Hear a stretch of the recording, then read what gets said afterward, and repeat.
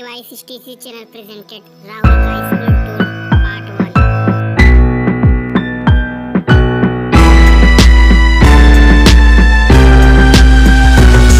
आज सुबह राहुल अपनी माँ के पास आता है। वह बहुत ही उदास और कुछ सोचते हुए, अपनी बातों को मन में सोचते हुए और दुखी मन से वो अपनी माँ के पास आता है और कहता है कि माँ, मेरे स्कूल की छुट्टियाँ शुरू हो गई है और स्कूल में टूर भी जाने की तैयारी में है। स्कूल का टूर कल जा रहा है माँ, और मुझे भी जाना है। आप मुझे वहाँ जाने की इजाज़त दीजिए माँ। उसकी बातों को सुनकर उसकी माँ बोलती है, बेटा, मैं तुम्हें ज़रूर जाने देती, लेकिन तुम्हारे पापा शहर में नहीं हैं। तुम जानते हो वो शहर से बाहर रहते हैं, और मैं तुम्हें स्कूल वापस लेने नहीं जा सकती, क्योंकि जितने भी गार्जियन हैं सभी टूर के बाद बच्चों के पास जाएंगे और उन्हें रिसीव करेंगे। कोई बात नहीं है माँ, मेरा घर तो स्कूल के काफ़ी पास ही है और मैं पैदल ही आता जाता हूँ। मुझे कोई भी प्रॉब्लम नहीं होगी माँ। जैसे ही स्कूल का टूर वापस आएगा तो मैं पैदल ही आराम से वापस घर आ सकता हूँ। माँ प्लीज़ माँ, मुझे जाने की परमिशन दे दीजिए माँ, प्लीज़। माँ तुम मेरी चिंता मत करो, मैं आराम से आ सकता हूँ। और प्रिंसिपल सर ने बोला था कि जब तक आपके गार्जियंस का कॉल नहीं आएगा, किसी भी बच्चे को टूर में जाने की परमिशन नहीं दी जाएगी। माँ प्लीज़ माँ, बात कर लीजिए आप एक बार फ़ोन से। राहुल की जिद को देखते हुए आखिरकार माँ ने प्रिंसिपल को कॉल लगाया और राहुल को भी स्कूल टूर में ले जाने के लिए कहा।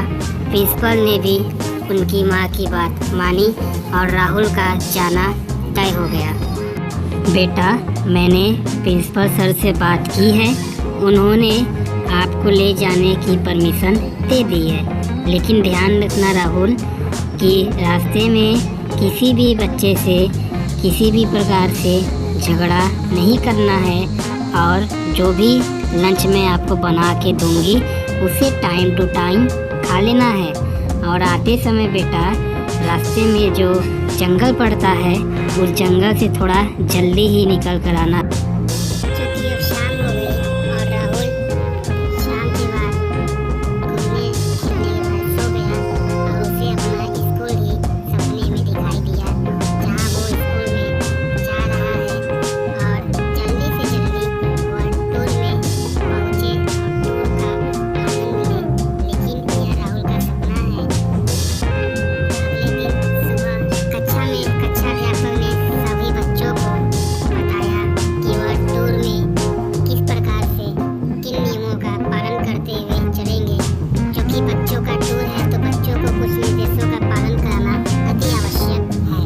तो बच्चों को बताया गया कि वे सबसे पहले शिष्टाचार और नियम से रहेंगे। कोई भी बस के बाहर हाथ नहीं निकालेगा, कोई भी किसी प्रकार से शोर शराबा नहीं करेगा, सब आनंद लेते हुए एंजॉय करते हुए चलेंगे। बच्चों को बताया गया कि सबसे पहले रामनगर किला चलेंगे, उसके बाद वो लाल बहादुर शास्त्री के पैतृक घर को देखेंगे, फिर काशी विश्वनाथ का भी दर्शन करेंगे। और यहाँ पर बच्चों का टूर तैयार हो गया चलने के लिए। सभी बच्चे बस में चढ़ने लगे। काफ़ी बच्चे एक्साइटेड थे और राहुल भी एक्साइटमेंट में बस पे चढ़ गया।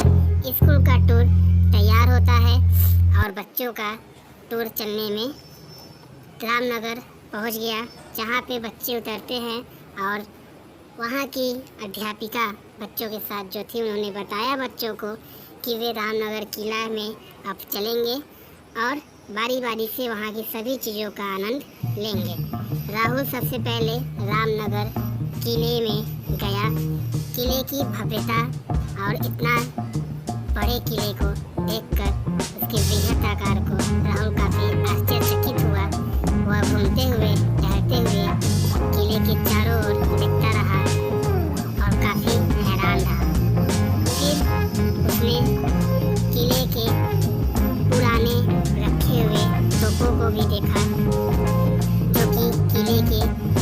क्षेत्र में किले के मैदान में रखे हुए हैं।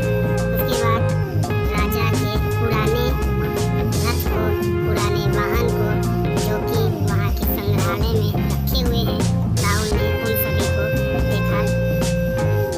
इन सभी को देखने के बाद फाइनली राहुल अब किले से निकलता है। सभी बच्चे किले का आनंद लेते हुए किले की भव्यता, सुंदरता को देखकर मोहित हो गए और अब वे वहाँ से निकलकर, जैसा ही कहा गया था, लाल बहादुर शास्त्री के पैतृक घर की ओर चलेंगे, जहाँ पे लाल बहादुर शास्त्री, श्री लाल बहादुर शास्त्री, जो कि पूर्व प्रधानमंत्री थे भारत देश के, उनके पैतृक घर में सभी बच्चों ने उनके घर को देखा और इतनी सुंदर तरीके से उनके घर को सजाया गया था और बच्चों को बताया गया कि हमारे देश के प्रधानमंत्री श्री लाल बहादुर शास्त्री इतने बड़े पद पर रहते हुए भी काफ़ी सरल और सादा जीवन यापन करते थे, जो कि बच्चों को दिख रहा है।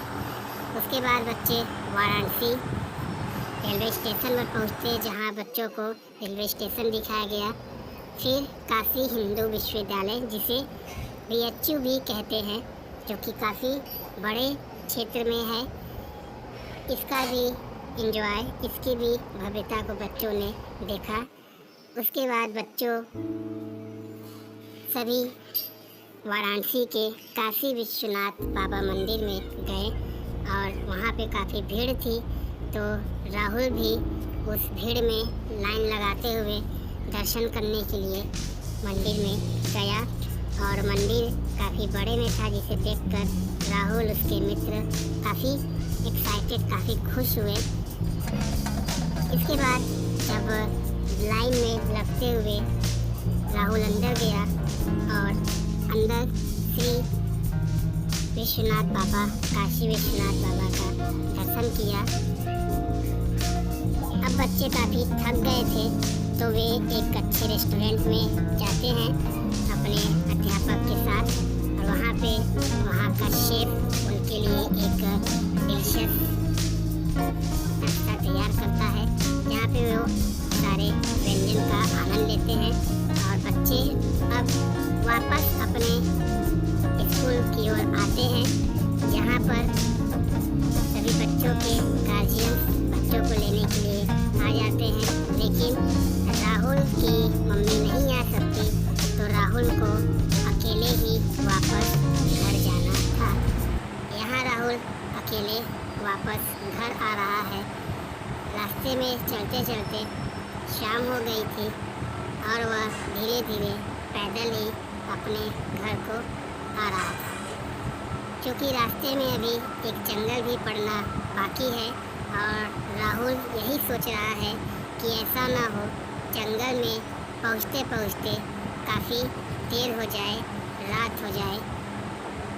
जंगल काफ़ी डरावना है और राहुल को उसी डरावने जंगल से काफ़ी डर लगता है।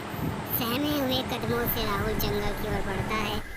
जब राहुल जंगल में आता है, अब राहुल का जंगल से और उसका घर काफ़ी पास है, लेकिन जंगल में रात हो चुकी है और जंगल काफ़ी डरावना लग रहा है।